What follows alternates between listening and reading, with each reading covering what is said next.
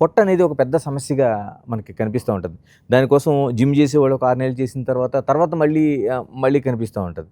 ఎందుకనండి అసలు మనకి ఏమైనా లోపం ఉందా? లేకపోతే మనకే ఆ లోపం ఉందా? లేకపోతే మనకి దీనికి ఏమైనా 2 కారణాలండి. ఒకటి కారణం ఏమంటే జెనెటిక్‌లీ మన Indians we are prone to truncal obesity అంటాం. అంటే ఈ ఏరియాలో ఓకే. మనకి ఫ్యాట్ డిపాజిట్ అవుతుంది. దీన్ని ట్రంకల్ ఒబేసిటీ అంటారు.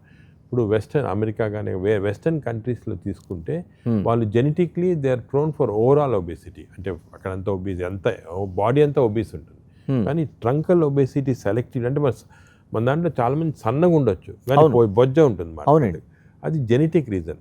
మన జీన్స్‌లో ఫాల్ట్ ఉంది. అది కూడా మేము రిసర్చ్ చేసి కనుక్కున్నాము. హ్మ్. పిఎన్‌పిఎల్ఆర్ జీన్స్ అని ఉంటాయన్నమాట. దాంట్లో మనకి ఎవల్యూషన్‌లో మనకి మిడిల్ ఈస్ట్ వాళ్ళకి కొంతవరకు ఫిలిప్పీన్స్ ఆ ఏరియా వాళ్ళందరికీ వచ్చింది జీన్స్.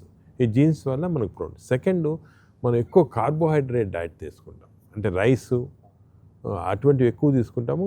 మీట్ అవన్నీ తక్కువ. అంటే ప్రోటీన్ తక్కువ. న్యాచురల్లీ వచ్చింది.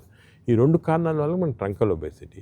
సో అది చిన్నప్పటి నుంచే కౌంటర్ చేయాలి. దానికి పిల్లల్ని చూడగానే చెప్పేస్తాను పేరెంట్స్‌కి. బాబు ఇది వస్తుంది.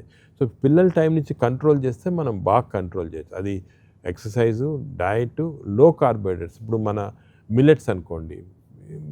హై మిల్లెట్స్, లో కార్బోహైడ్రేట్స్, ఎక్కువ proteins both animal protein, vegetable protein ఎక్కువ తీసుకొని ఫ్యాట్స్ తక్కువ తీసుకుంటే ఈ ఒబెసిటీ అనేది మనం ఎందుకంటే ట్రంకల్ ఒబెసిటీ అని అది మనం హార్మ్లెస్ కాదు ఇది.